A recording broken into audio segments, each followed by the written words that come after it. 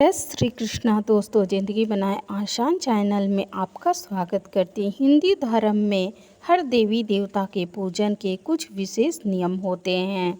जिस तरह से भगवान विष्णु को शंख बहुत ही प्रिय है और शंख से जल अर्पित करने पर भगवान विष्णु अति प्रसन्न होते हैं, वहीं भगवान शिव की पूजा में शंख का प्रयोग नहीं किया जाता।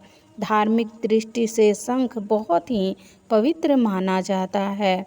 किसी भी तरह की कोई भी पूजा हो, हर पूजा में आरती करने के बाद शंख के जल को सभी के ऊपर छिड़का जाता है।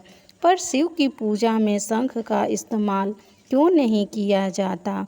आखिर ऐसी वजह क्या है जिसके चलते महादेव को ना तो शंख जल दिया जाता है और न शिव की पूजा में शंख बजता है, जिसका उल्लेख शिव पुराण में मिलता है। चलिए जानते हैं इसके पीछे की कहानी। पुराण की कथा के अनुसार दैत्यराज दंभ की कोई संतान नहीं थी।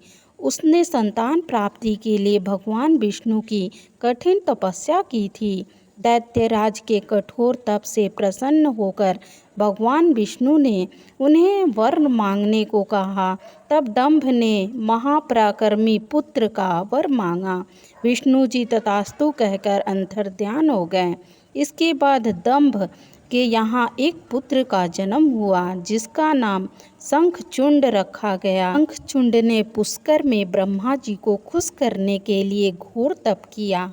तप से प्रसन्न होकर ब्रह्मा देव ने वर मांगने के लिए कहा तो शंखचूंड ने वर में मांगा कि वो देवताओं के लिए अजेय हो जाए। ब्रह्मा जी ने तथास्तु कहकर उसे श्री कृष्ण कवच दे दिया।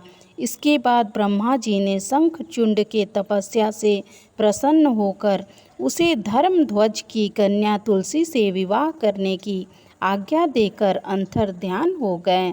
ब्रह्मा जी की आज्ञा से तुलसी और शंखचूंड का विवाह संपन्न हुआ। ब्रह्मा जी के वरदान मिलने के बाद शंखचूंड ने अहम में आ गया और तीनों लोकों में अपना स्वामित्व स्थापित कर लिया। शंखचूंड से त्रस्त होकर देवताओं ने विष्णु जी के पास जाकर मदद मांगी, लेकिन भगवान विष्णु ने खुद दंभ पुत्र का वरदान दे रखा था। इसलिए विष्णु जी ने शंकर जी की आराधना की, जिसके बाद शिव जी ने देवताओं की रक्षा के लिए चल दिए।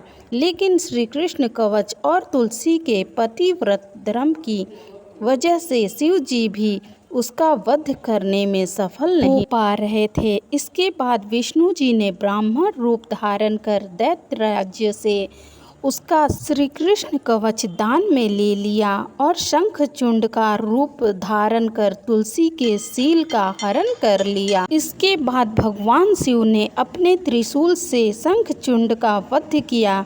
ऐसी मान्यता है कि उसकी हड्डियों से शंख का जन्म हुआ और वो विष्णु जी का प्रिय भक्त था।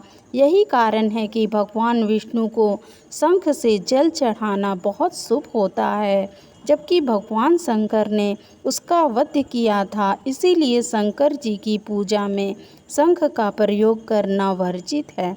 दोस्तों, मेरी दी गई जानकारी आपको जरा सी भी अच्छी लगी हो तो वीडियो को लाइक, शेयर और सब्सक्राइब करें।